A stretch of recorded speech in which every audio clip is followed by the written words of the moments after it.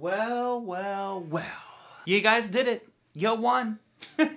I didn't plan on making one of these videos. There are literally pages of comments asking for this video, and someone brought it up to my attention that it's the most searched thing about me is the guitar collection video. So originally, like I said, I was not planning on making one of these, but you know, I don't want to deny you guys a video that you're asking for. So I thought we would maybe meet in the middle here a little bit, and I will show you guys all of the guitars that you ask about the most. So I'll showcase a bunch of them, but it's not going to be like every single one in detail or anything like that. I'm just going to showcase a bunch of guitars that you guys ask about from my collection, if you want to call it that. I just think of them all kind of as tools, you know, for playing and recording and inspiration and stuff like that. But yeah, let's go ahead and we're going to jump into it. Now for tones, I am playing my Revv Dynamis. I'm going to play all the guitars only through clean, and...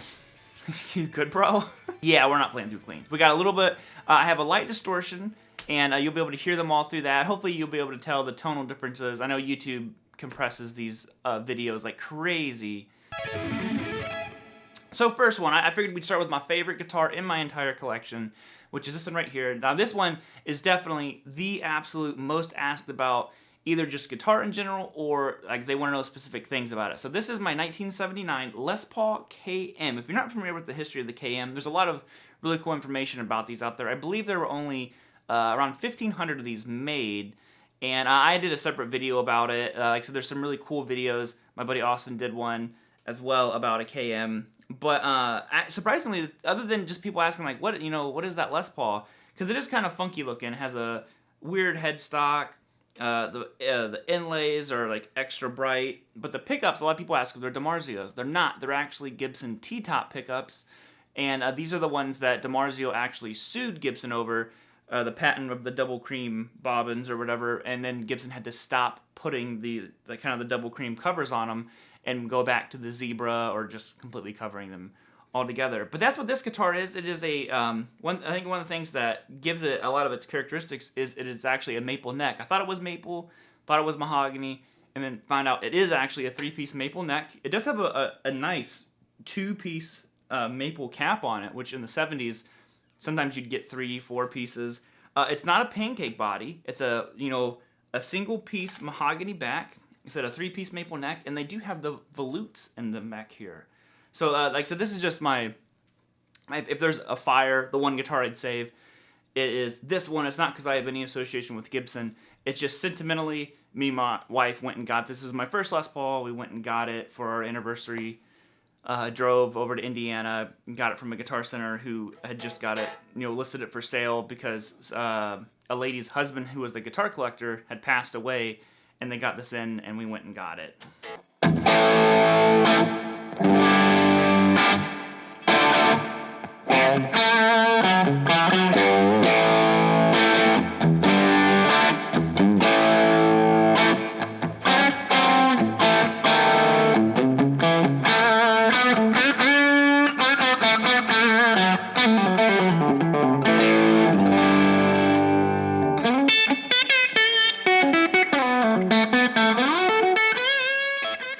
Oh yes, bam! The light up guitars, what a lot of you guys refer to this as, and I get asked all the time. Now, people who've been watching my channel for a long time know that I have a great relationship with the guys over at Vola.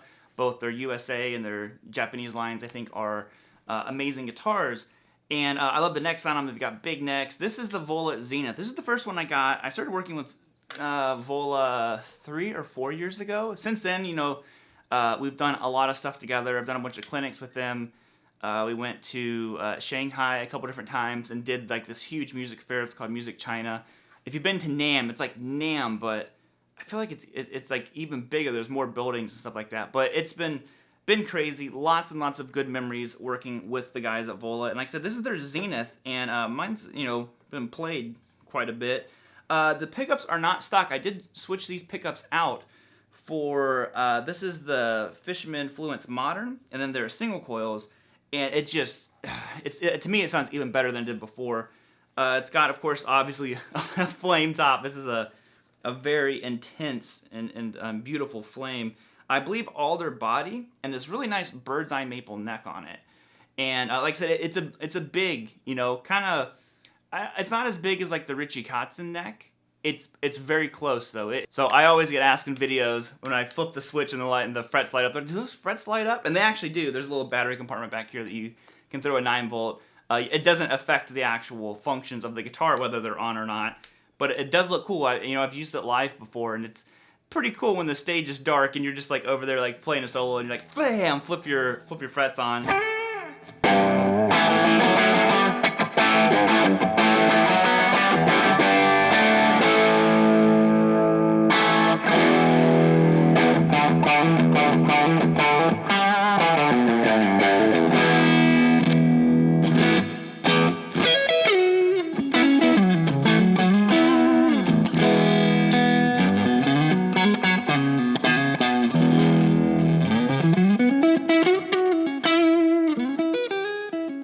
I know when I plug this one in, listen to that sweet P90 sound. It's these lights.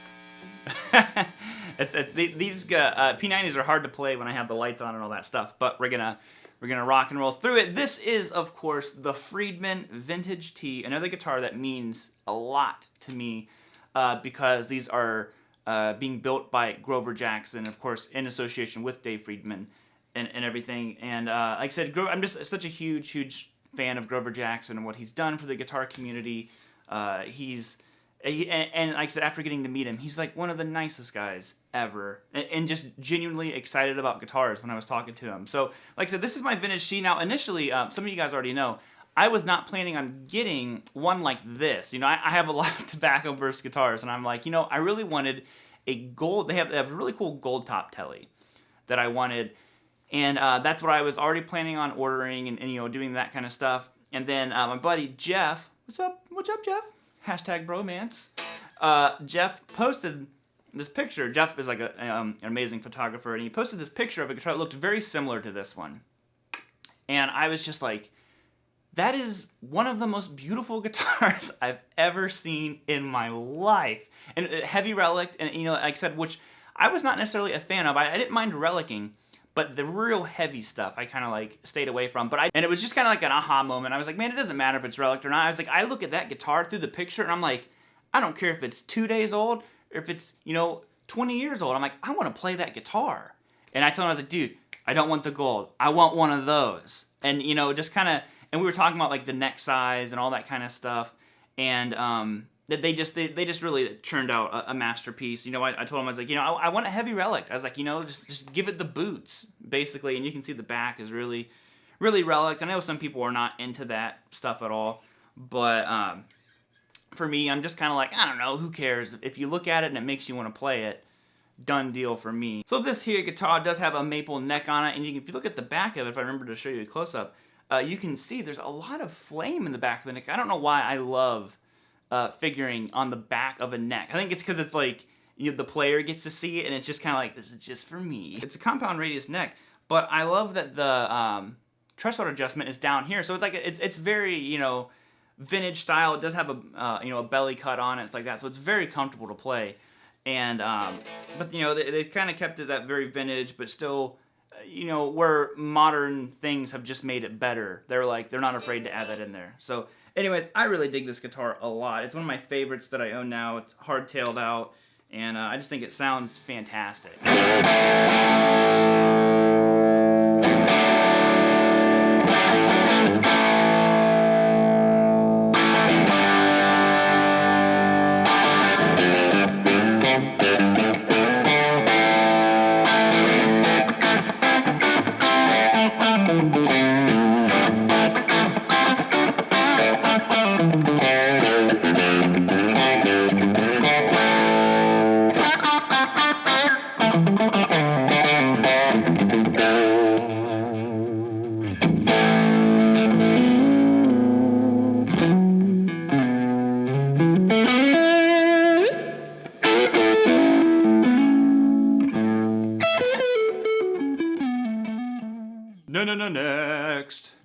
Next. It is a crackle shovel. Sorry, I'm getting weirder as the video goes on. So this is, again, you know, a lot of people's favorites guitar, you know, that I play on here. It's been out of tune, so I haven't played it lately. but I finally broke down and tuned her up. But so this is, I call it a MUT, basically is what this guitar is. I got it 5 years ago, maybe 5 or 6 years ago.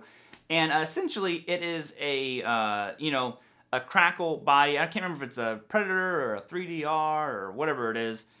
And a Model 1 neck. So these are, you know, the cool thing with the old Charbels is the imports, anyways, the pockets were all the same. So you could put, you know, a Model 2 neck on a Predator or a Model 1 on a Model 2 neck. Obviously not the set necks, which were the Model 7s and stuff like that. But you know, it was really cool. You could just interchange necks. So whatever happened to the original neck on these, because the Predators had a reverse headstock with shark teeth inlays, I believe. Or if this body was a 3DR, I believe that's what they were called, then it had both of them would have had rosewood fingerboards. They didn't come with maple. That's why this catches a lot of people's attention. They would have had a rosewood fingerboard with a normal headstock, 3DR, I think. I don't know, you Charbel aficionados will know better than me. But basically, these didn't come with maple necks that I know of, or maple boards, I should say. So this is why it gets a lot of people's attention. And this does have a custom in the bridge, but it has the original neck pickup in it, which, you know what, isn't too bad. I'm going to be honest. It's pretty good. It's got a top-mounted Floyd on it. The pickup selector here did have a knob on it at one point. I broke it off and lost it at a show because me and the other guitar player in the band, we were ending the set, and we slid our guitars against each other. And basically, it caught on his strings, broke his strings, broke the switch, and you know what? It was rock and roll, so we dug it. But yeah, you can see it has the old style of locking tuner nut. I guess it's actually behind the nut. So you have your traditional nut, stuff like that. You can see it's a Charbel Jackson going on. It's got a real small neck on it. It's actually a hard guitar for me to play because the neck is so small. It's just tiny, but it's still fun. Like, I love playing it because obviously the 80s and stuff like that. But it's just a fun guitar. I mean, I don't know what the body's made of. Maybe I would imagine alder or something like that would be my best guess. But you know what? I dig it. I don't necessarily like this custom pickup in here. It's a little bit too it's like compressed in kind of a strange way for me. But some days I like it and some days I don't. But you know what? I'm lazy, so I'll probably never change it.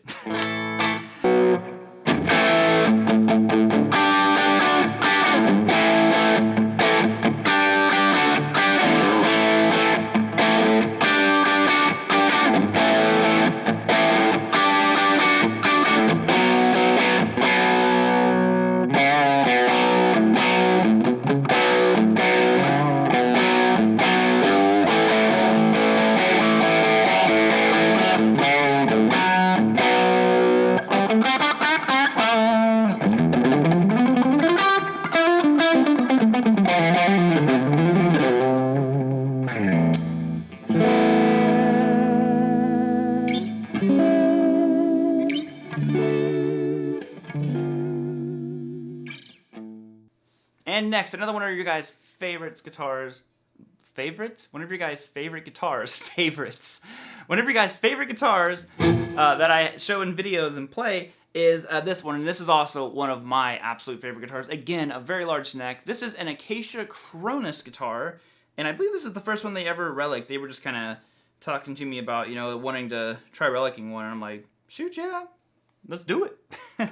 And, you know, I always said that this guitar to me just has like a total like 70s vibe to it. I love it. It has a mahogany body, obviously a really nice flame maple top on it, which is still a really busy flame. I'm trying to get it in the other camera.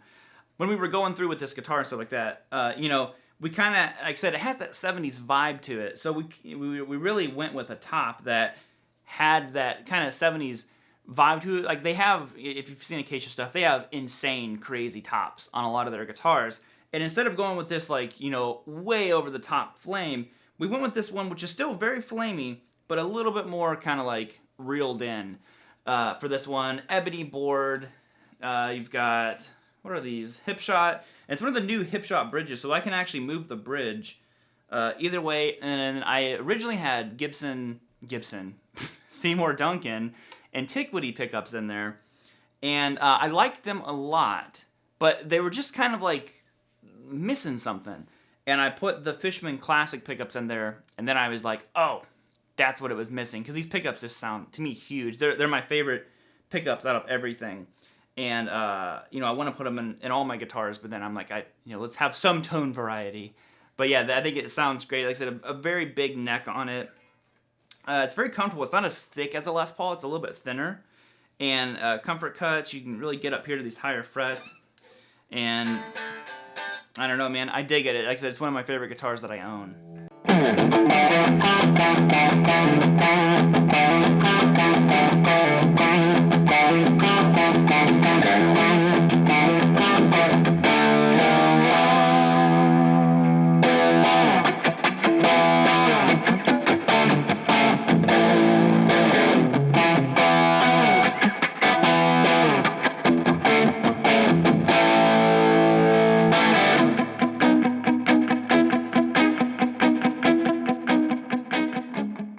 Oh, the new kid on the block. Now, if you guys are seeing this video, then I've probably already posted the unboxing video that I made of this one. And this is, of course, the Richie Kotzen Telecaster. This is our newest guitar, and I love the neck on it so much. It's so comfortable. You know, it's a very, very large C neck. It's probably the biggest neck of any of the guitars that I have here. The Acronis is probably close, but I think this one's a little bit bigger. You know, sorry, maybe it's someone commented that it's actually a U shape, not a C. So if that is information that you are wanting to know, again, you've got this, what is it, alder or ash? I can't remember. Maple neck. It's a one-piece maple neck because you've got your skunk stripe back here. Goto hardware. You've got the DiMarzio chopper T. It's my only guitar now with DiMarzio pickups in it. Twang King in the bridge. Of course, I went with this one because it has this gorgeous flame maple cap on it, and I think it's a single ply pick guard. And you know what, man? It's a rock and roll machine. You know, there's not it's really not filled with bells and whistles and stuff like that. One of my favorite things about it, though, after playing it in my other tellies, is the guitar is contoured right here. It's very comfortable. It's not boxy like a normal telly. Of course, it has the belly cuts, which all my tellies do, but none of them have this little contour, and that I didn't realize how big of a difference and how comfortable that is.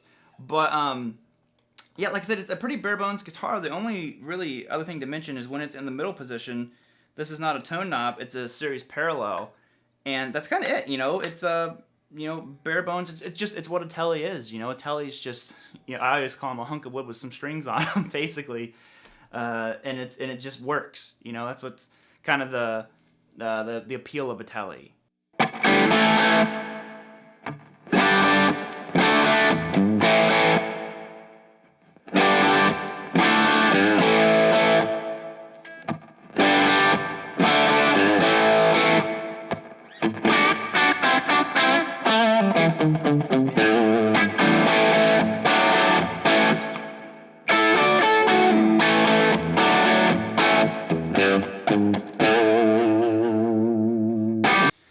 Reason my camera keeps turning off, so who knows how this video is going to turn out.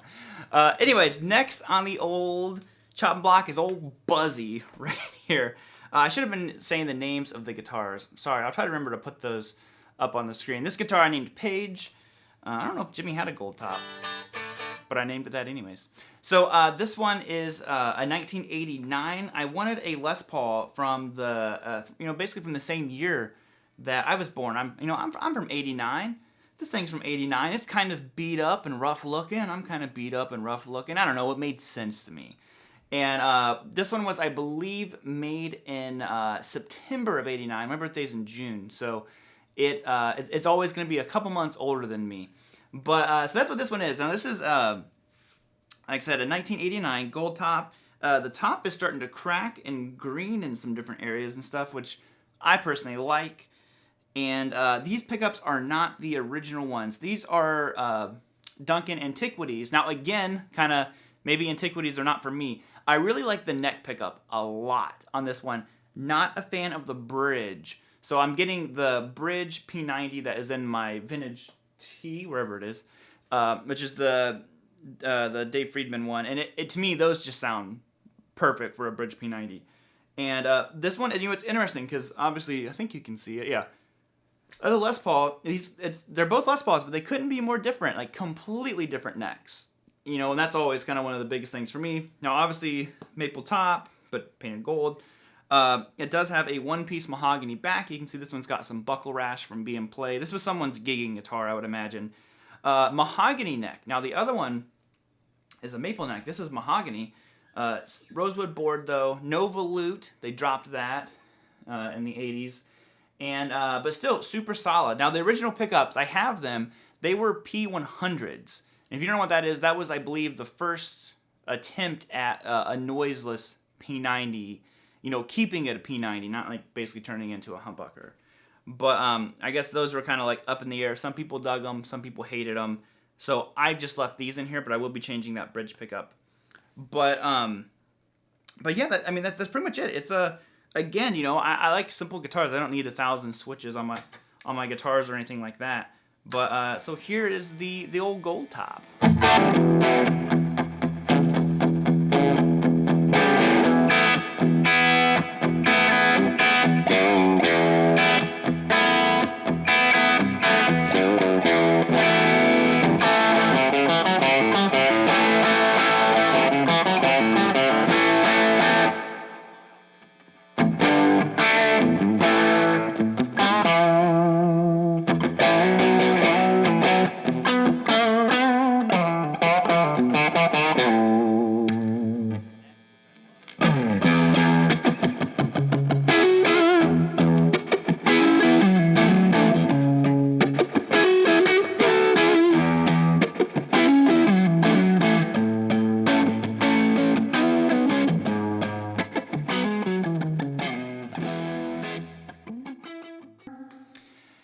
And the red rock and roll machine. This is the iconic Evolution. Another, like, you know, very, very popular one with you guys. I've actually received a fair amount of questions about these guitars. And when I first got this one, it was simply a loaner. And what I, you know, was kind of interested because I have a lot of Super Strats. And I was basically just kind of like, you know, is it going to feel that different from my other guitars and stuff like that?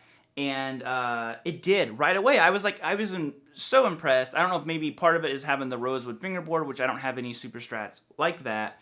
They all have maple, but the neck size was different. The whole feel of the guitar was different, and I was like, oh wow! And this actually has the first set of EMGs I've ever liked. So these are EMG retroactive pickups.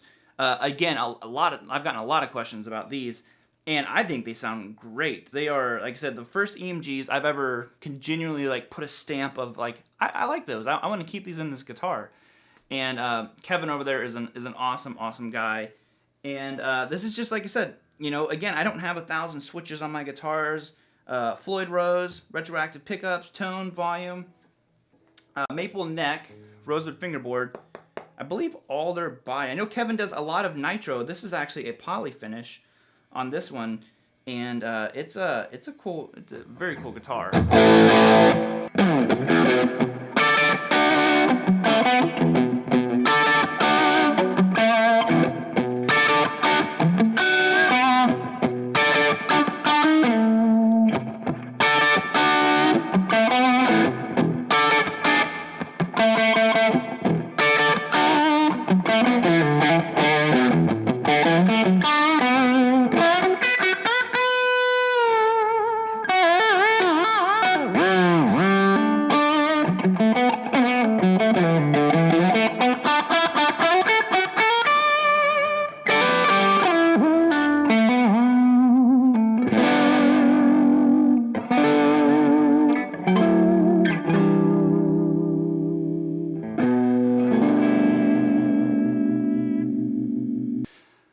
Oh baby, the 59. The Danelectro, which, you know, I've liked Danelectro for a very long time with, you know, obviously Jimmy Page is who I associate it with. I'm a humongous Jimmy Page nut. Watching him play it on White Summer, just Cashmere on it, all that kind of stuff. And they're just really, really cool guitars. And I have a bunch of Danelectro guitars. Like I said, they're kind of, like, everyone has that, like, one brand that doesn't really fit in with like all the rest of their guitars, and Danelectro I think is that brand for me. You know, they're very odd looking guitars. They have lipstick pickups, which, you know, these are the first guitars I'd ever come across lipstick pickups in, and I was really surprised. I was like, oh wow, they really have their own tonal characteristics. I thought I would show this one because you know, obviously the 59s are the ones that, you know, are what I remember seeing Jimmy Page play and stuff like that. But I have a few of them, and there's one I really want to get. They made one in actually a crackle, like my Charbel finish. So I'm waiting to find one, you know, like that. I know Norm's Rare Guitars had one, and then it sold before I knew about it. And I was like, oh man, I want to get one of those. They're really cool. But this one was actually a gift from the guys at Danelectro, which I thought was very, very nice. They just came out with these not too long ago with these sparkle finishes. So I thought, you know, it was just really cool, you know, when a brand does something like that. Steve over there is seriously one of like the nicest people ever. I actually finally, after, you know, missing each other at NAMM and stuff like that, I got to meet Steve this year in person. We've, you know, numerous emails and messages and stuff like that, but never got to meet because Steve was sick last year, and then the year before that we didn't get to meet. So this year we finally did, and well, it'll be in another video, but I'll show you. They came out with a pedal, which is actually my favorite pedal that came out at NAMM, and it is, of course, tied with Jimmy Page, but it's really cool. So I'll be doing a separate video on that. But so this is the 59. You know, it's a real, you know, just kind of like old schooly, twangy sounding guitar.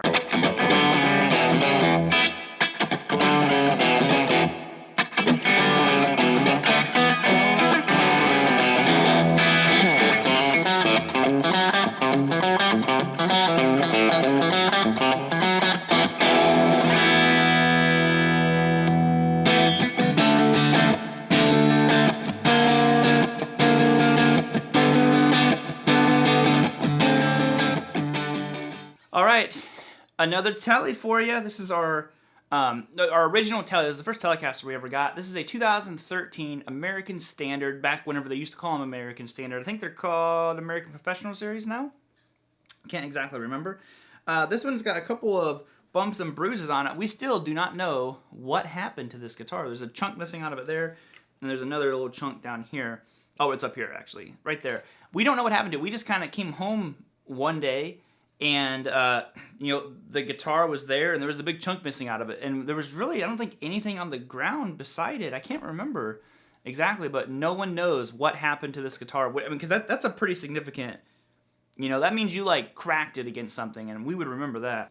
Recently, I was pretty much convinced that we were going to sell this guitar. I was originally going to sell it and put that money towards the Richie Kotzen guitar, but if you see my other video recently, my son started playing guitar, and this is his favorite guitar that we own.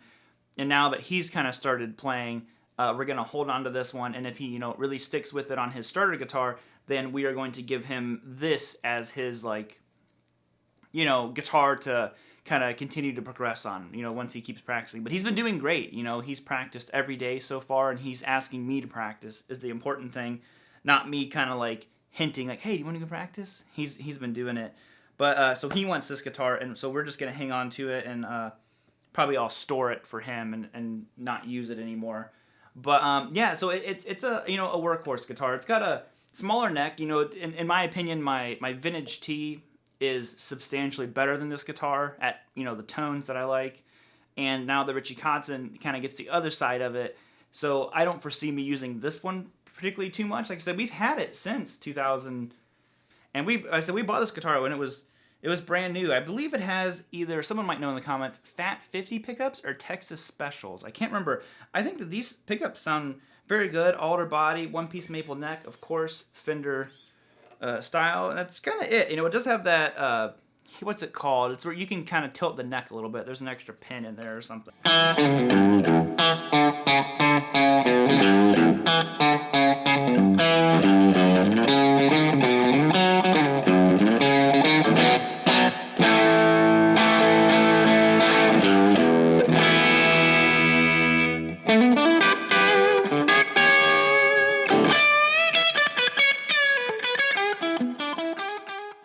Oh, baby, baby.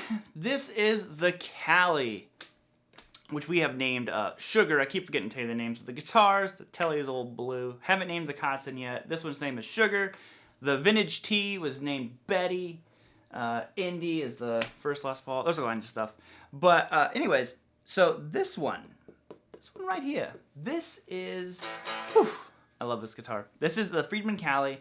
Another one by Grover Jackson. These are guitars that, you know, I'll never get rid of because of the association with Grover and stuff like that. And you know, I'm very proud to own them. Now this one is actually an ash body. On this one, you can see it's cracked. They cracked the nitro. It's obviously nitro finish. I just said that. A real German Floyd. These are the Friedman pickups. This humbucker is one of the best sounding humbuckers. Maple neck, bird's eye maple board, locking tuners on a Floyd Rose guitar. Trust me, this thing's not going out of tune. We're doubling down here. And it's kind of it. You know, the reason why I wanted this guitar, you know, really bad, because a long time ago, a lot of you guys, in my earlier videos, I had a white Charbel SoCal. You know, I love Charbel guitars. And the reason why I ever even got that guitar was I originally called the store. I'm not going to say the store.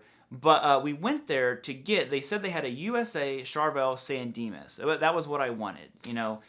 We called them, they confirmed they had it. You know, we drove there and get, you know, like an hour away from us or whatever it was. And we get there and they're like, oh, we don't have that guitar. And they like look, and the guy looks and he's like, no, we haven't had any of those in a long time. I'm like, man, I just talked to someone. And so I tried that, you know, that MIJ SoCal, and it was, you know, amazing. I loved it and bought it. But this was basically the style that I originally wanted. So whenever I heard about the whole Grover Jackson doing these guitars and I saw the Callies, I was like, yeah, there we go. And had to get one. So this is the first Friedman guitar I ever got. And I love it. The white, I think it all just the matching headstock. It's amazing. You know, I got to borrow some of their vintage S, their Strat style guitars. And you know, I definitely plan on getting one of those at some point as well. But so here it is, you know, it's again, you know, it's a recurring theme with a lot of my guitars. They're simple, straightforward, but they all serve a purpose and they all have a unique feel and sound to them.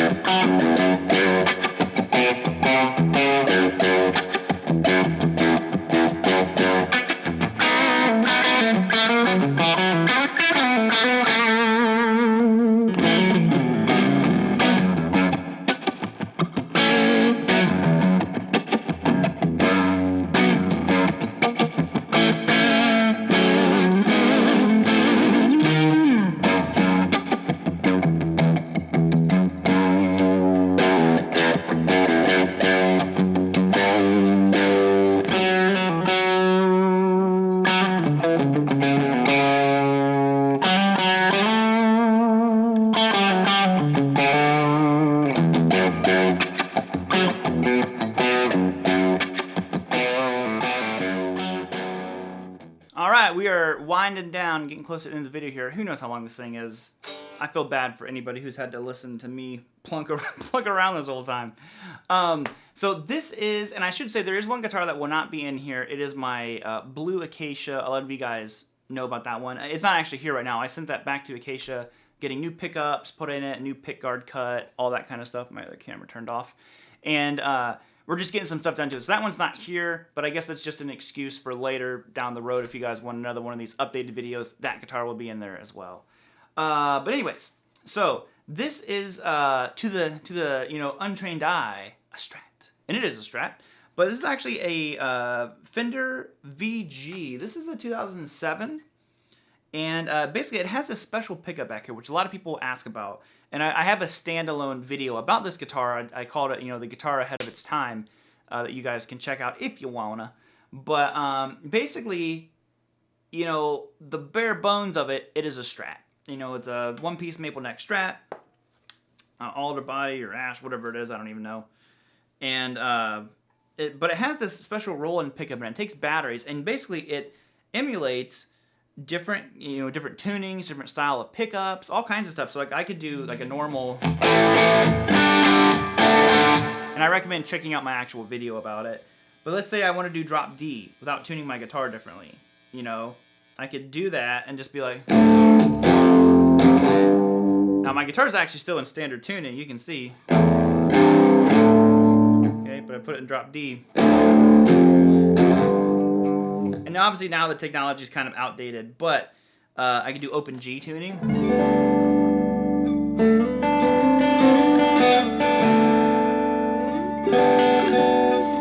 I could do open D. I could do baritone tuning. I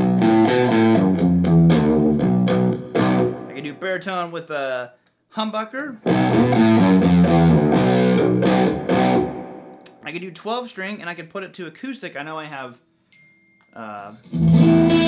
distortion on here right now, but basically then your 5-way selector becomes different types of acoustics. So you can hear. So I have a 12 string sound going on, and like I said, this is just it's a really, really cool and versatile guitar.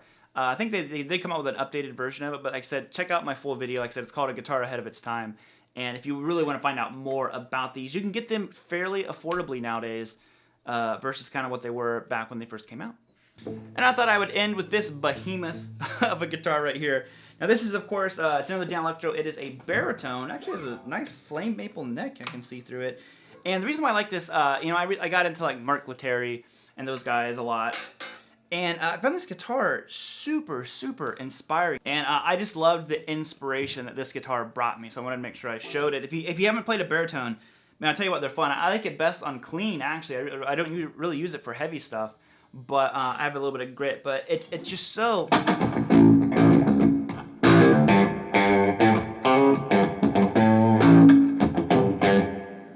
And, you know, I guess I'll just pluck around on it for a minute.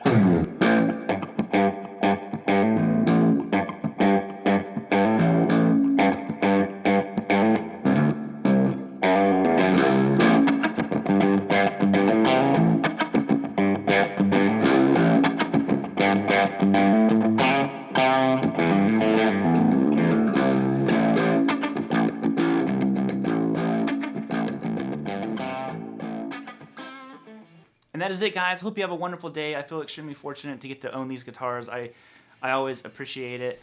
And, yo, we are going to bounce on out of here. And I will see you later this week with another video. So until next time, guys, peace out. Whoop.